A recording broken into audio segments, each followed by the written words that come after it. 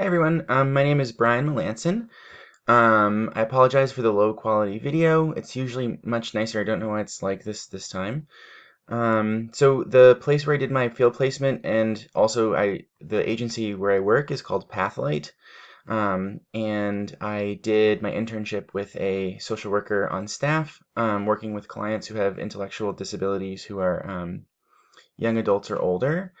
And my day job is I work for a program within Pathlight called Whole Selves, which is a sexuality education curriculum that I'm helping write and deliver to local schools in Western Massachusetts, where I'm located. Um, okay, so sorry. So my work is mostly focused on individuals. I don't interact with families as much, though through Whole Children, which is an associated program that Whole Selves grew out of. I know some families very intimately and am very close with, but the children that I work with at schools, I don't tend to know their families, though I do occasionally meet them. There are some kids who I've worked with for like 4 or 5 years, and I've only met their families maybe once. So this is kind of an interesting. I've read this chapter so far, and it's kind of interesting to think about how how important the family is. I mean, I certainly know this, but it's worth thinking about, I guess. So my family story is I'm one of two children in a four-person family. So I have a mom and a dad and a sister.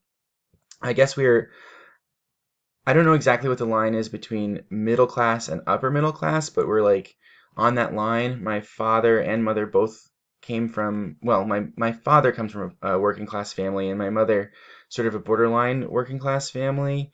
But my father, who's a construction worker and owns a company, has been pretty successful at that. So we have a fair amount of money, um, I guess, and live in a suburb that's about an hour from Boston. So my role in the family, I think, is obviously complicated, but some of the things I thought of are, I play the role of a sort of go-between, between the ideological differences that are very significant between my mother and father. Um, and as a child, I was sort of like the good one or something, where my sister was getting into trouble, but I wasn't, which was like totally not true. I was sneaking away smoking weed and trying acid and all this kind of stuff, but always sort of putting on this show that I was like very good, which is totally false. Um, as a child and into my teenage years and still with me now is I'm very profoundly, viscerally uncomfortable with family conflict. And I will easily and quickly take on guilt in order to pull the focus away from any tension going on between my parents or in my family. I think this is common, but it's very acute with me. Really don't, I really don't like it, or I didn't like it as a child, and I would like do anything to avoid it. I think that this obviously will play a significant role in my work with families.